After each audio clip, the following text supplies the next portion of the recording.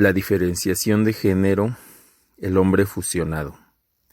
Sin duda que todo responde a un plan bien detallado para ir convirtiendo al hombre en un ser alienado y despojarle de su autoridad como líder y cabeza del hogar.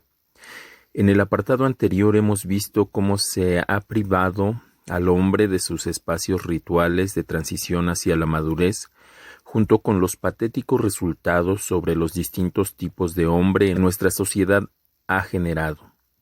Desde el feminismo radical y el lobby gay, se pretende dar otra vuelta de tuerca al ya maltrecho género masculino, diluyendo más su identidad en una fusión donde todo es relativo. Ahora abordamos el asunto de la identidad definiendo sexo y género, y definiendo que el género masculino y femenino, y no otros, son las marcas distintivas de nacimiento de todo ser humano, definiendo también que el asunto del género no responde a una construcción social ni de roles adscritos para la cultura. El género, al igual que otros aspectos del ser humano y el matrimonio ya mencionados, es un asunto creacional y no cultural, y está blindado desde el principio como una marca original del diseño divino. Número 1. Definiendo sexo y género. En nuestra sociedad existe un amplio margen de libertad en la forma en que cada persona orienta y define su sexualidad, máxime cuando ésta viene desprovista de un código ético que la regule. En realidad, la definición de sexo debe reducirse a la condición diferencial con la que nace el ser humano. No debería ser más complicado que eso. Sin embargo, y debido a toda la alteración que sobre este tema se ha dado en nuestra sociedad, cuando hoy día hablamos de sexo, tenemos que diferenciar tres aspectos previos: sexo biológico, sexo cultural y sexo psicológico. El sexo biológico es el sexo asignado a una persona en el momento del nacimiento.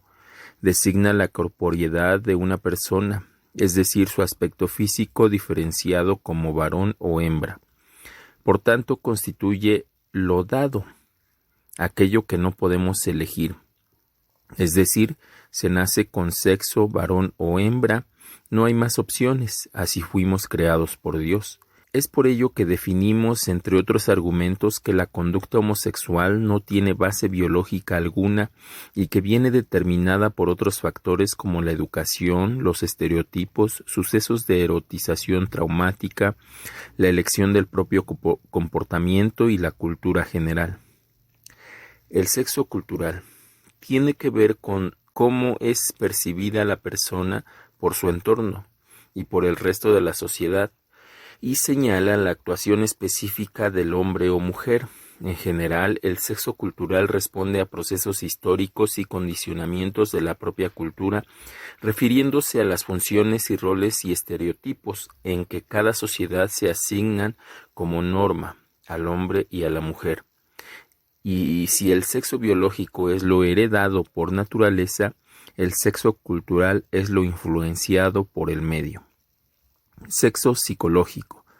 Se refiere a la propia percepción psicológica de una persona como hombre o mujer. Consiste en la conciencia personal que el individuo tiene de pertenecer a un determinado sexo.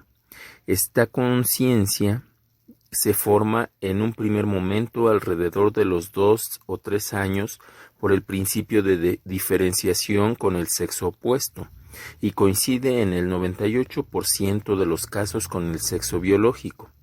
El sexo psicológico, que como decimos no debería de diferir del biológico, difiere porque es influenciado hondamente por el sexo cultural, es decir, por el ambiente en el que la persona vive, su familia origen, la educación recibida, la moral establecida, propias experiencias, etc.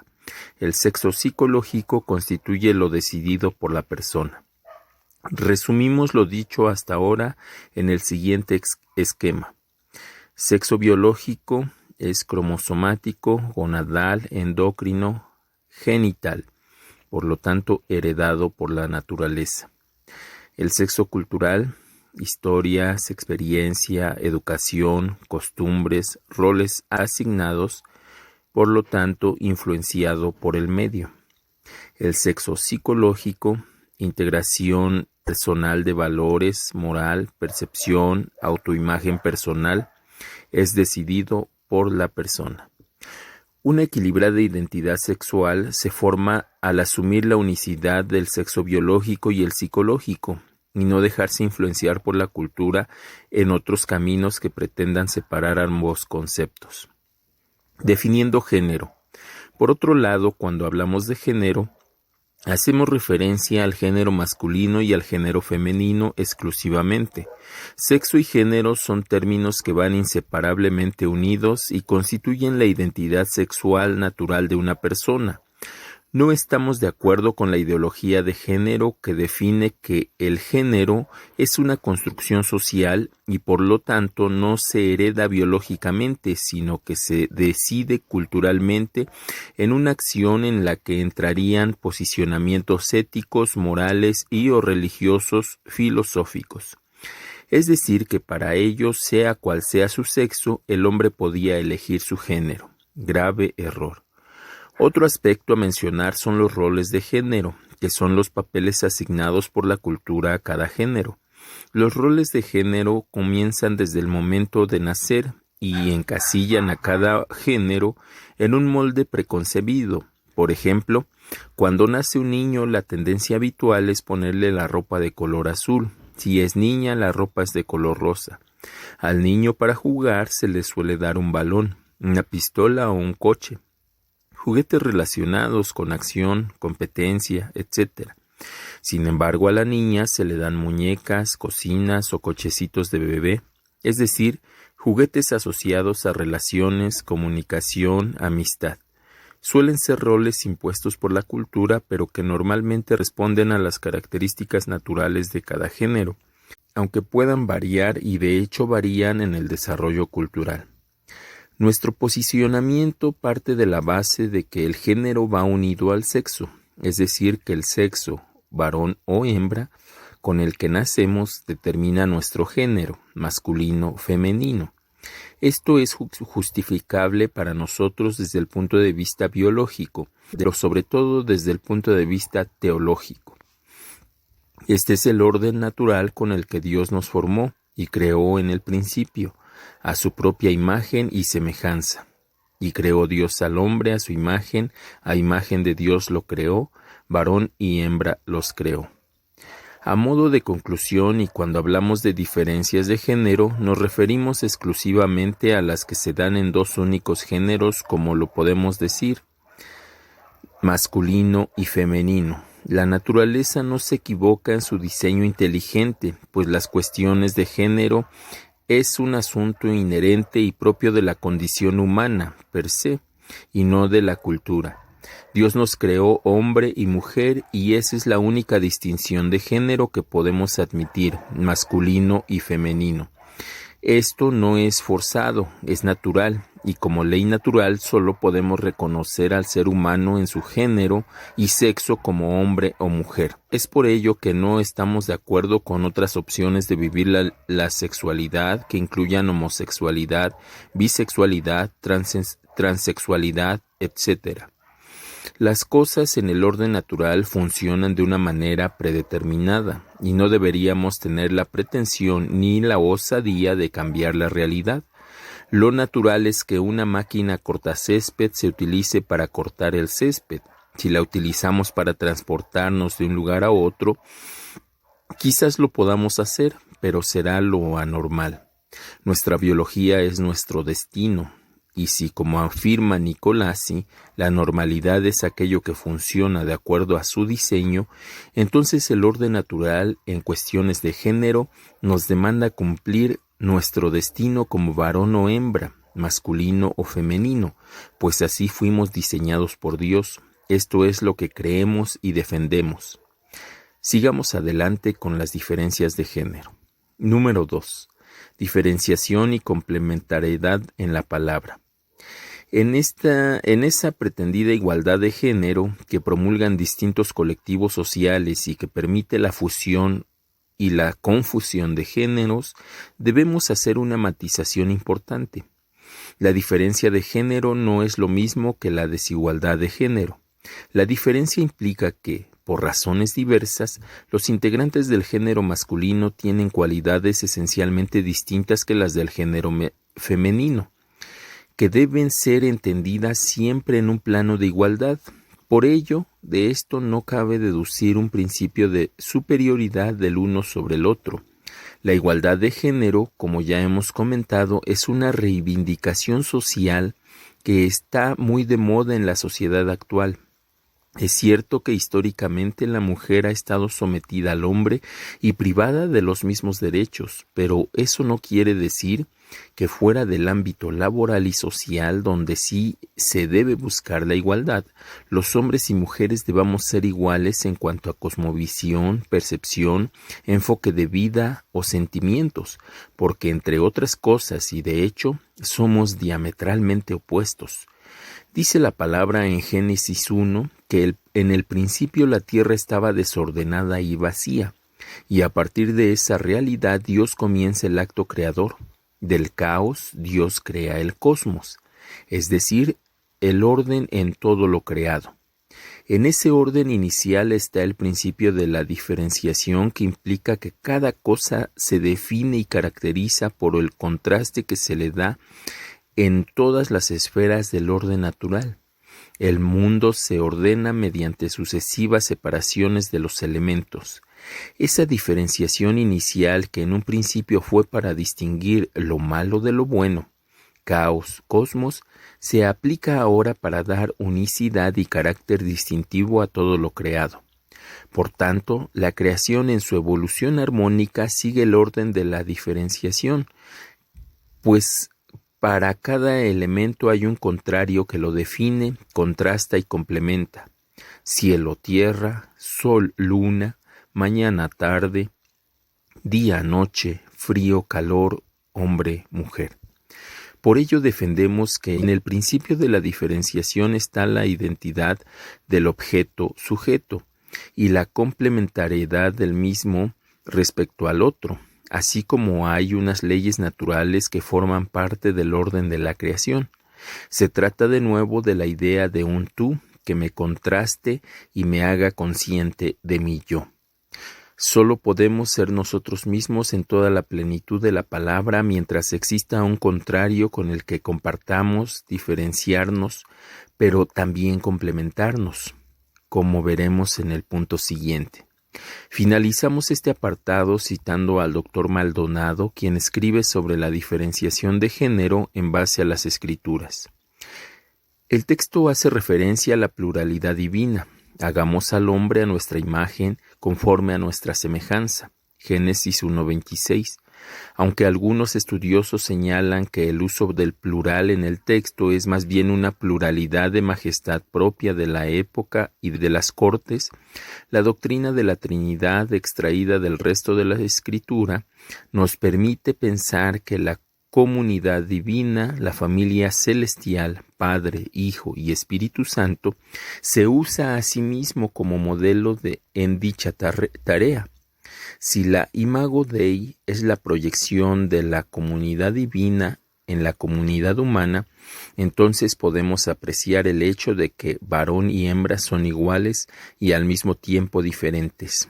Esta igualdad y a la vez diferencia es lo que permite al hombre y a la mujer una relación sin fusión, intimidad sin pérdida de identidad, acercamiento pero a su vez derecho al espacio psicosocial y espiritual necesario para creer.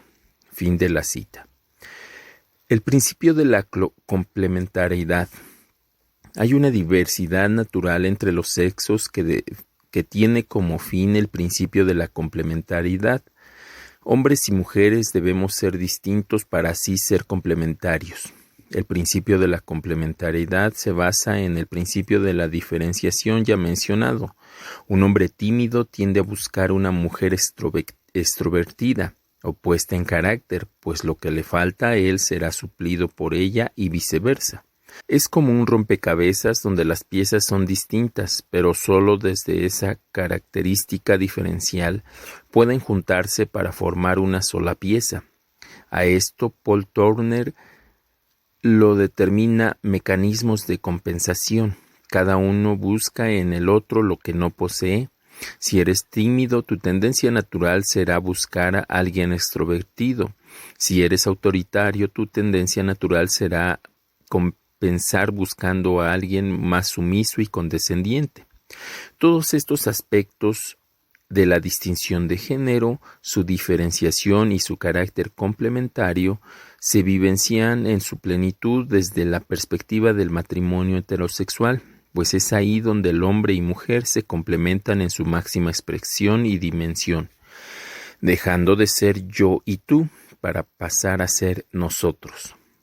Aquí está implicado el principio que serán una sola carne, que traspasando su primera acepción de sexualidad biológica aspira a que dos seres diferenciados sexualmente lleguen a ser uno por ese principio de complementariedad.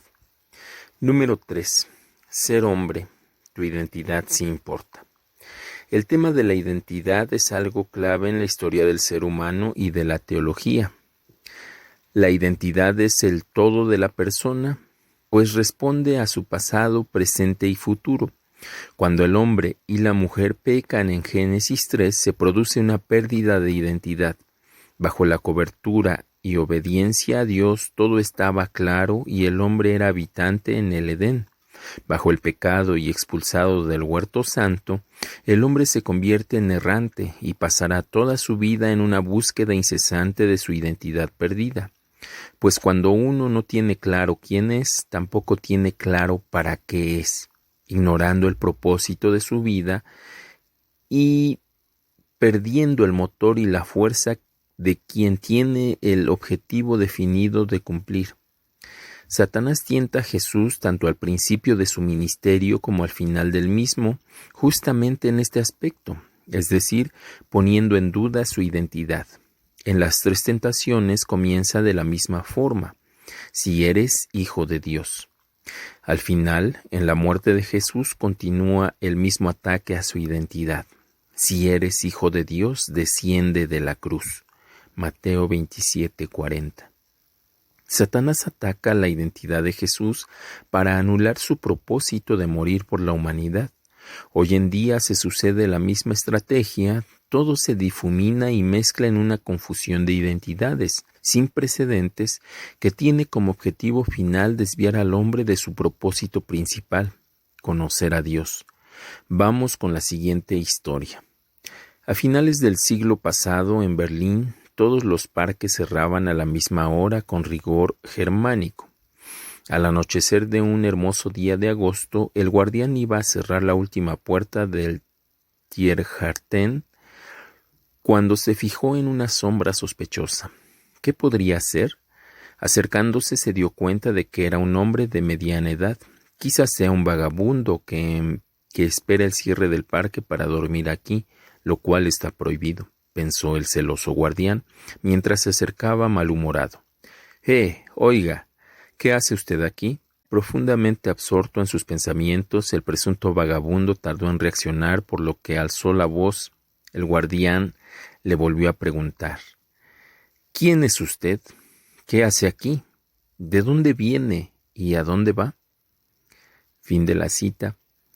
Resulta que aquel hombre era nada menos que el gran filósofo Federico Nietzsche, autor de los libros como El Anticristo y el de la teoría del superhombre. Absorto en sus pensamientos, no se había dado cuenta del cierre del parque y mirando con pesar al guardián le respondió: Hace más de 30 años que me hago estas mismas preguntas y hasta ahora nadie ha podido darme una respuesta que me satisfaga. ¿Podría usted hacerlo? Boquiabierto el guardián tampoco supo qué contestar a esas 4 preguntas. Trascendiendo la cuestión existencial, compartimos que la crisis de identidad abarca a todos por igual, y todo hombre y mujer tiene que resolver estas grandes preguntas de la vida. Sin embargo, en lo que atañe a la identidad de género y en el caso que nos ocupa, el del varón, la construcción de su identidad es algo más complicada que la femenina. El hombre ha de recorrer un camino más largo. Al respecto, la escritora Camille Plagia comenta: una mujer ya es, pero el varón aún debe llegar a ser. La masculinidad es algo arriesgado e inacible. Se consigue mediante la separación de una mujer, la madre, y solo se confirma mediante otros hombres. Fin de la cita. A pesar de tratarse de un activista gay, tiene razón en que para la formación de la identidad masculina hay que cumplir un propósito que es que en la mujer no se da. Se trata de la desidentificación del género en una primera fase, su madre, para la identificación de género en una segunda fase, su padre.